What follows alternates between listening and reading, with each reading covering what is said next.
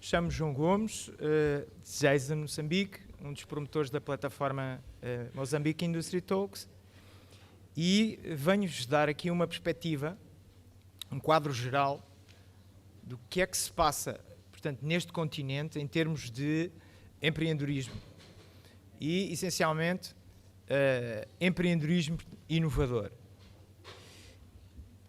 O primeiro aspecto que gostava de vos dar nota, e para ajudar neste exercício, eu gostava de chamar aqui 3 personagens, para vos enquadrar e dar-vos uma noção do território em que nós nos estamos a deslocar. Okay? Um primeiro personagem eu vou-lhe chamar o empreendedor necessidade. E este é um dos limites extremos deste contínuo que eu vos vou dar nota. De um lado tenho o empreendedor necessidade, e este empreendedor necessidade tem uma série de características que ao longo da minha apresentação eu vou dar-vos conta. No outro extremo, eu tenho o empreendedor escala. Entre o empreendedor necessidade e o empreendedor escala, a principal característica é, e todos nós já ouvimos falar em, quem não ouviu falar em Mark Zuckerberg? Quem não ouviu falar em Dengote? Já ouviram falar no Dengote? Ponham um abraço assim no ar. Quem ouviu falar no Dengote? 1, 2, 3. Quem ouviu falar no Zuckerberg? Ok. Então vamos começar por aqui, meus caros amigos e amigas. Vamos começar por perceber porque é que os Dengotes desta vida só têm 4 mãos em cima e os Zuckerbergs desta vida tiveram quase a sala toda. Ok? É dentro deste extremo do que se passa entre o empreendedorismo escala, e escala é grande, só para terem uma noção, dados de ontem à noite, estamos a falar em 23 trilhões de dólares só de riqueza gerada por 23 bilionários africanos. É muito dinheiro, mas é muito pouca gente. E eu hoje não venho aqui para contar a história do Dengote. Não venho aqui para contar a história dos empreendedores escala, venho para contar a história daquilo que quero chamar o afroempreendedor. Alguma coisa que está neste território entre o empreendedor necessidade e o empreendedor escala. Ok? Tenham paciência e venham comigo nesta jornada. Nos próximos minutos, serão 30, porque a MC não me vai deixar nem mais um minuto, a perceber, então, o que é que se passa com o afroempreendedor. Quais são as suas características-chave? O que é que o distingue dos demais empreendedores, se é que alguma coisa o fará distinguir? Definido, então, a nossa terra incógnita, a área onde nós nos vamos deslocar com os seus extremos, e alguma coisa no meio que vamos tentar perceber o que é, eu queria começar por elaborar um bocadinho e fazer uma reflexão sobre o que é que eu considero ser um empreendedor. Porque há aqui muita confusão. Há um empreendedor e um empresário. Há diferenças entre um empreendedor e empresário. Não vou por limitação negativa do conceito, vou-vos dar notas sucessivas. Se conseguir, neste tempo que tenho aqui reservado para esta intervenção, há 10 lentes que nos vão permitir perceber o que é um empreendedor e, para cada uma dessas lentes, onde é que está o empreendedor necessidade e onde é que está o empreendedor escala. Comecemos pela primeira lente. É uma pessoa física. Não nos espantemos. Um empreendedor não é uma firma, não é uma empresa, não é uma pessoa coletiva. É uma pessoa física. E, em relação a esta lente de ser uma pessoa física, aparece a primeira característica distintiva do afroempreendedor em relação a todos os outros, as outras grandes categorias de empreendedores que conhecemos. Qual é essa característica? É que o afroempreendedor, basicamente, sendo uma pessoa física, tem uma influência extraordinária da família. O peso da família nas decisões de levar o negócio à frente, todos os dias na sala de jantar, estes empreendedores, o afroempreendedor que anda ali entre o empreendedor de necessidade e o empreendedor de escala, dizia eu, este empreendedor sofre e beneficia da influência da família. Para vos dar nota, os estudos a que eu tive acesso fazem referência a que 8,5% da população ativa do continente africano não é empreendedor porque a família não deixa e porque a família não quer. Isto significa, por exemplo, em países como o Egito, as mulheres, para serem empresárias, têm que ter autorização dos maridos para estabelecer. Ok? 8,5% das pessoas deste continente, à data de hoje às 7 horas, tinha 1,4 bilhões de pessoas vivas. Ok?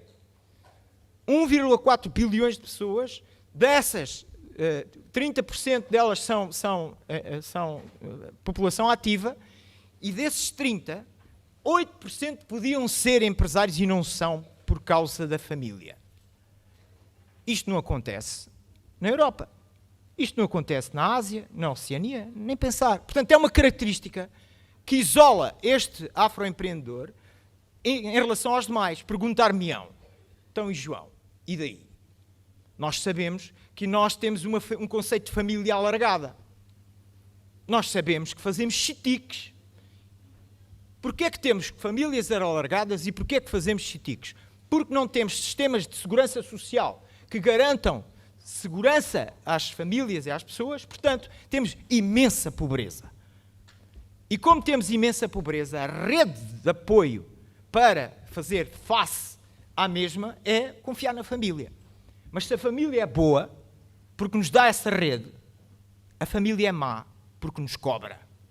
E então, quero-vos trazer aqui um conceito que deve ser familiar para alguns, mas provavelmente não familiar para a maior parte de nós, que é o sistema da ajuda mútua forçada. A ajuda mútua forçada, ou chamado imposto de sangue, significa o seguinte: as famílias, sendo essa rede, depois cobram os resultados do empreendimento. Se eu sou empreendedor, e esta é uma característica cultural do continente, eu posso dizer continente sem cometer um crime de generalização aqui, a família funciona aqui, há um conceito de as pessoas com mais sucesso têm que ajudar as pessoas com menos sucesso e ao nível dos círculos familiares. E as famílias cobram. Okay? E essa cobrança, esse imposto de sangue, essa taxa, a estimativa é que valha 9% do PIB formal da economia africana. 9%. Reparem, se tivéssemos um sistema de segurança social, quanto é que pagamos de segurança social na empresa? Eu pago 4 como entidade promotora, como entidade empregadora, e o trabalhador 3. 4 mais 3 são 7. Não são 9.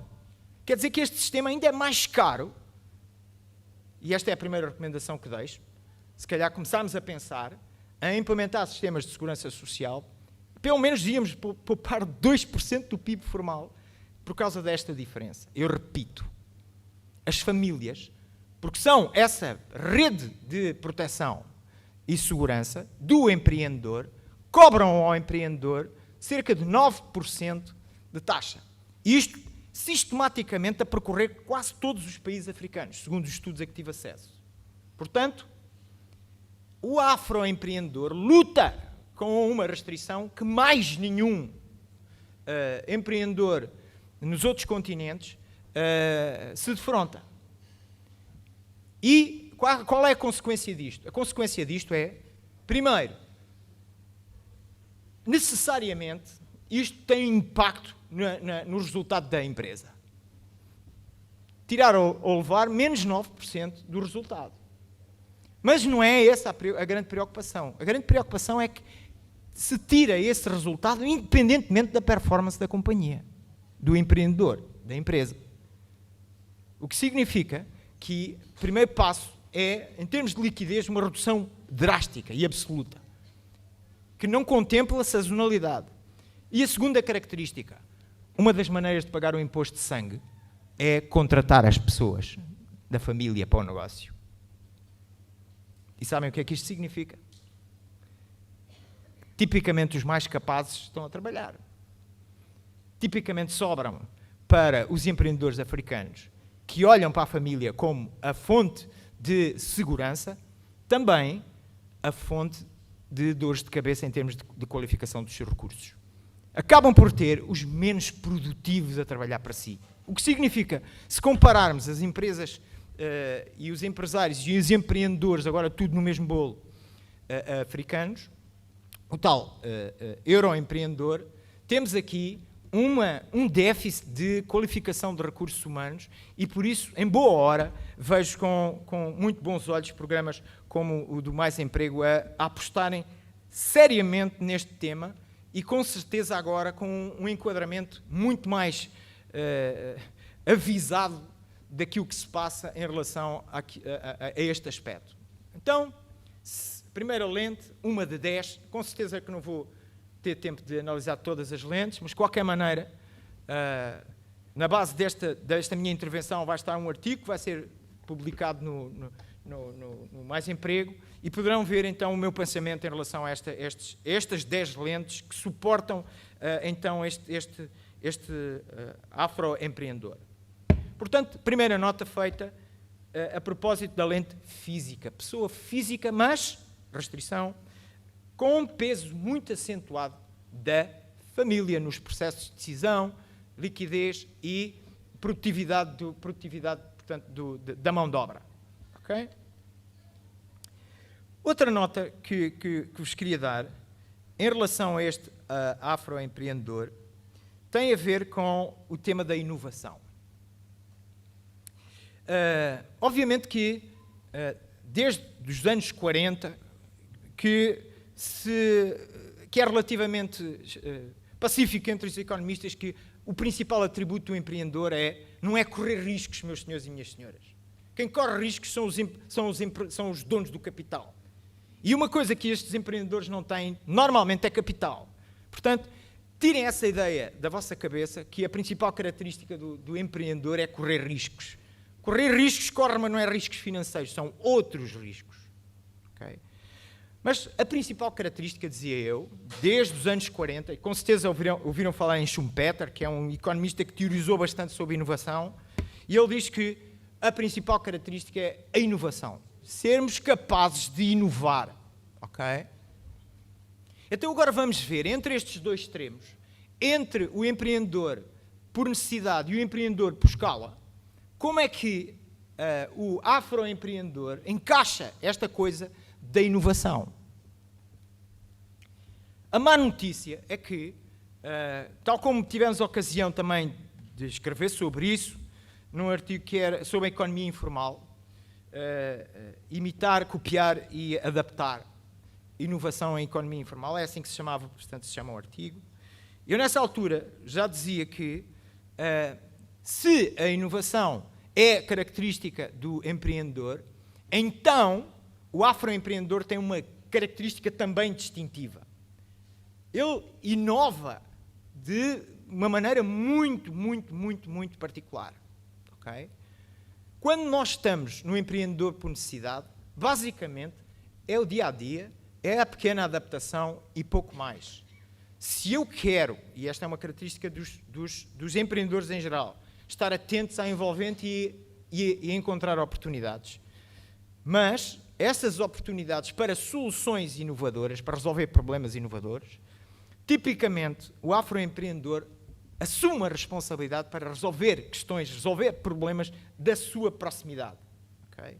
E esta é uma característica que hoje com os negócios, portanto, na rede, hoje eu estou a resolver problemas, estão do outro lado do mundo. Então o que é que interessa? Estar a pensar que eu tenho que resolver os problemas aqui, onde eu estou, e agora. E tal como dizia a sua representante da União Europeia, o futuro são os jovens, eu digo, os futuros é now, é agora. A África não tem mais tempo de esperar que vocês aí, na última fila, cheguem cá à frente.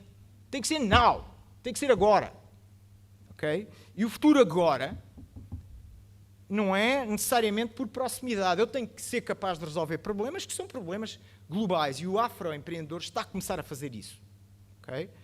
está a começar a sair da característica de copiar, imitar e adaptar, que é mais do lado do empreendedor necessidade, e está a começar a ir mais para o lado do empreendedor escala, a olhar pela sua janela pequena, mas a sua janela, o mundo todo. Okay? E há muitas experiências e muitos relatos nos mídia, que é um aspecto que a plataforma MIT também quer dar, é essa visibilidade aos projetos, dá mundo, dá janela, portanto, aos projetos para agora, para a África fazer esse catch-up, em direção a um futuro que não é um futuro de resolver problemas da pobreza. Os empreendedores do lado da necessidade resolvem, são uma válvula de escape para resolver problemas de pobreza. Nós temos que olhar para um futuro onde se resolvem problemas, não é de pobreza, mas é problemas de desenvolvimento. Por isso é que, em economias como as economias africanas, em que o PIB é quase 70% informal e 90%, 80% a 90% da população trabalha no mercado informal, portanto estamos a falar de uma economia que é muito maior que a economia formal, senhores e senhoras.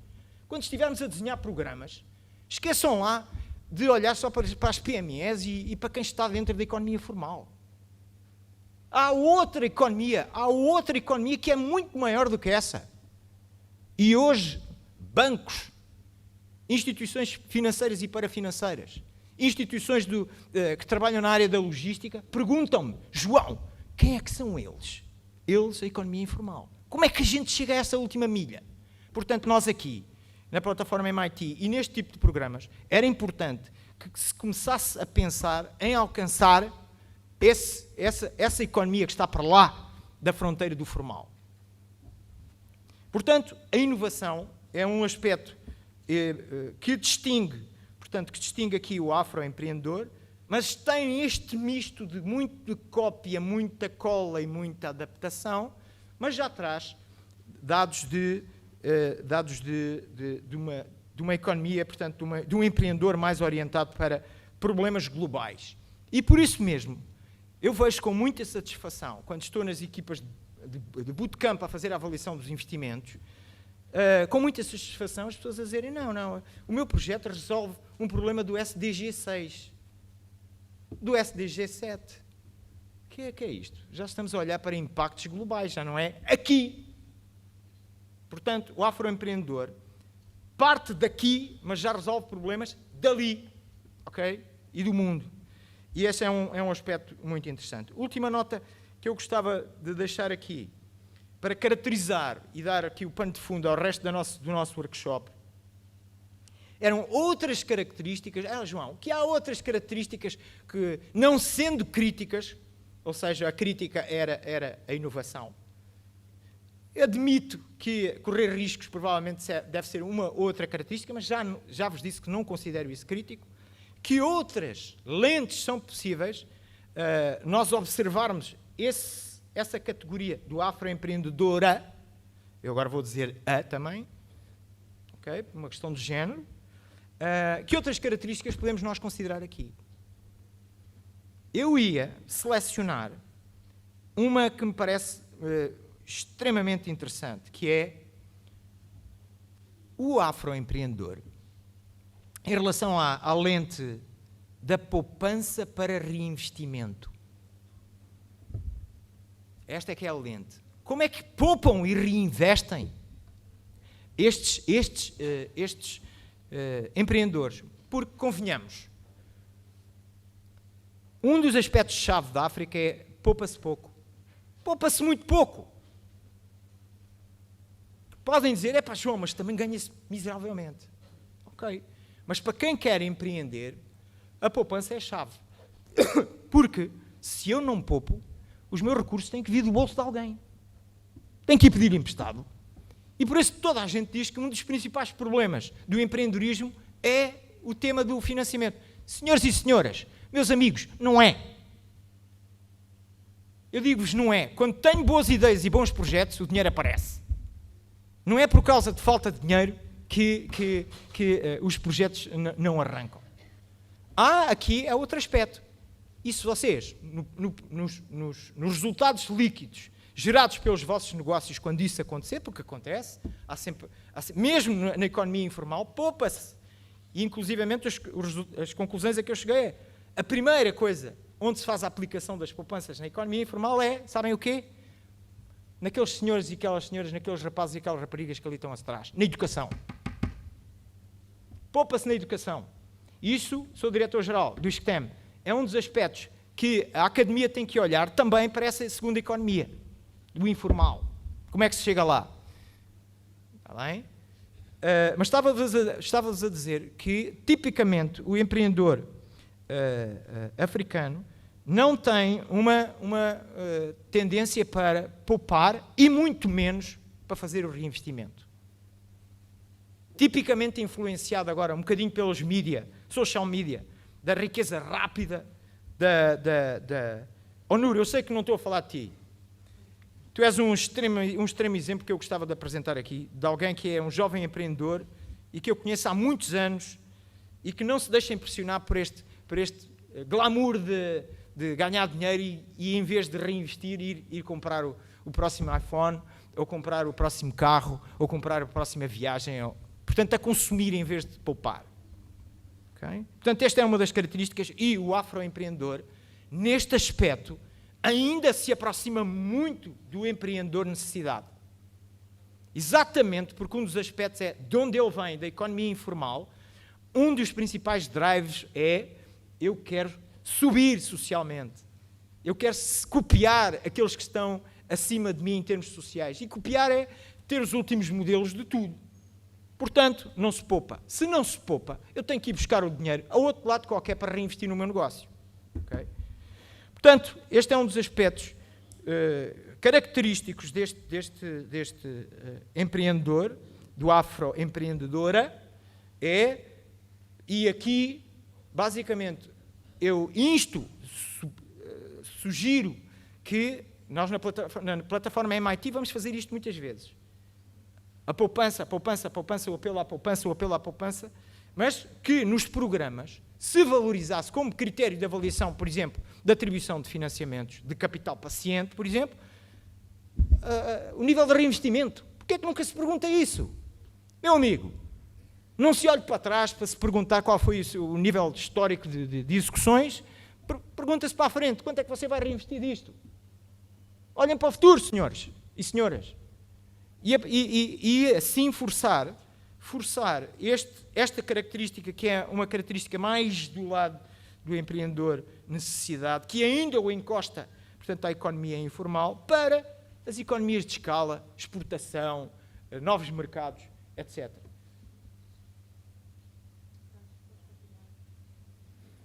Eu agora estou a fazer prevenção. Ok? Bom, outro aspecto que eu gostava de chamar a vossa atenção também tem a ver com a necessidade, portanto, a grande preocupação, e agora a propósito do acesso ao financiamento. Vamos ver como é que o afroempreendedor está a encaixar esta coisa dos acessos ao financiamento vis-à-vis estes dois extremos, da escala e da necessidade. A primeira coisa que vos tenho que dizer é: toda a gente se queixa disto, do acesso ao financiamento. Toda a gente. Por alguma razão, nunca chega. Portanto, não é por aqui. Não é pelas dificuldades de aceder. Pode-se dizer, em termos não de quantidade, mas em qualidade, que é, mais facilmente, se eu sou empreendedor de escala, consigo convencer os bancos, e eu estou a pensar os bancos, porque esta é a mentalidade vigente, e aqui tenho uma história muito interessante para vos contar. E é a história ali do meu amigo Nuro.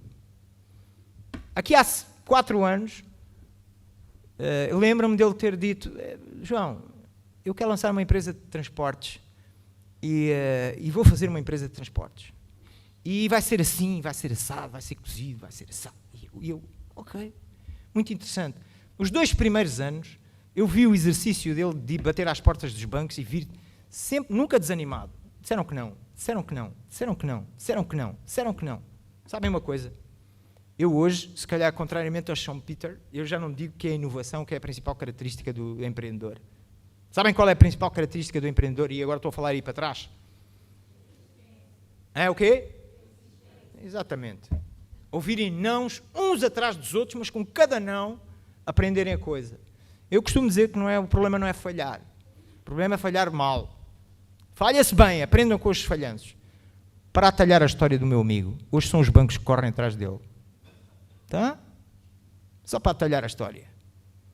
São os bancos que correm atrás dele, para emprestar. E agora a gente senta-se e diz, vale a pena? Não vale? Sim, sopas. Portanto, há um caminho feito, mas há um caminho, em termos de acesso ao financiamento, o aspecto-chave é invistam no capital humano. Porque os bancos, e quando estamos a olhar só para bancos, também não podemos ser tão pobres assim. Há 7, 8, 9, 10 fontes de financiamento que em África se usam para financiar projetos. Por exemplo, a África do Sul, há muitos venture capitalists, portanto, pessoas e organizações que financiam negócios. Mas o grande problema na África do Sul é que têm ventures, mas não têm projetos.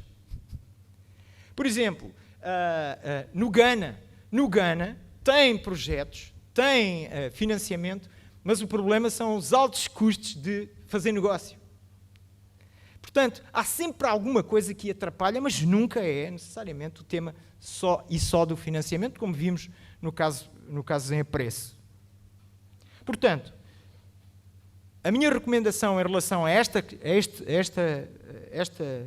este tema do financiamento é revejam-se as estruturas de financiamento por forma a que a economia de empreender por necessidade tenha acesso, portanto, o microcrédito, o microprojeto, o microempreendedor tenha acesso a isso.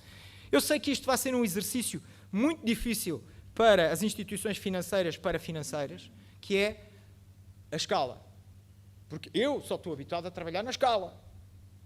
Amigos e amigas, eu venho de uma companhia que aqui há 10 anos fez uma mudança estratégica grande, disse, vamos passar dos elefantes para as gazelas. Assim, de um dia para o outro. Temos 3 anos para mudar o nosso set competitivo. Passar dos elefantes para as gazelas. E o mesmo exercício que eu peço que se faça aqui, na academia, nos doadores, que é um aspecto-chave também em relação ao afroempreendedor, em relação aos demais, os doadores e o papel dos doadores, na África subsaariana em particular, é extremamente sensível. Nenhum outro empreendedor aí pelo planeta tem, e neste momento, se olharmos, por exemplo, para Cabo Delgado é, neste momento, uma zona extremamente apetecível para, portanto, o financiamento via capital paciente, via doadores. É claramente um aspecto. Agora, o tema é, e estamos a fazer as coisas certas? Há um problema de coordenação entre sistemas, eu vejo, e aqui a minha recomendação era claramente, está na altura, e deixo aqui o desafio, por exemplo, ao programa Mais Emprego, para se fazer um mapa das iniciativas de apoio financeiro a empreendedor, um mapa. Quem diz o Mais Emprego pode ser também a União Europeia. Muito bem, ok. Dei-lhe a oportunidade de dizer que sim. Ok, então vamos fazer esse trabalho. E esse trabalho é muito importante porque, e termino a minha intervenção antes das conclusões, porque um dos aspectos que a África do Sul nos ensina, a experiência da África do Sul nos ensina em relação à utilização de capital paciente é o seguinte: cuidado com as overdoses de financiamento. E o que é que eu quero dizer com isso? A África do Sul, sistematicamente, há uma série de anos, tem, em termos africanos, é a 52ª, em termos globais, é a 52ª segundo país em termos de rankings para ecossistemas empreendedores. É o melhor ecossistema empreendedor da África. Okay? Portanto, se quisermos tirar lições, mas sendo o que é, vários problemas. Um deles é a overdose de financiamento e significa o quê? Que há empreendedores que mais não fazem do que saltar de capital paciente em capital paciente e nunca entregam nada no mercado. E o segundo aspecto é atenção à concentração geográfica dos financiamentos, porque isso empola e pressiona a inflação para cima. E eu, quando digo inflação, não é só a inflação financeira. Hoje, uma empresa em Cabo Delgado, se quiser contratar alguém, tem que pagar mais do que a bolsa que os doadores pagam.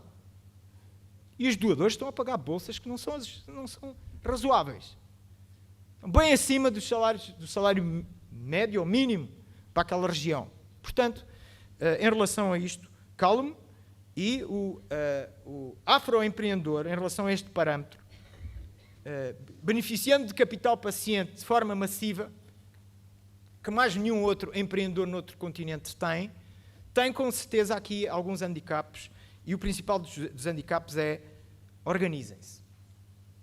Organizem-se. São muitos sistemas, e estes sistemas, cada um de nós tem as preocupações e KPIs para atingir, mas é importante a coordenação disto e o controle e, mais uma vez, a publicitação, a promoção ativa dessas iniciativas. Em conclusão,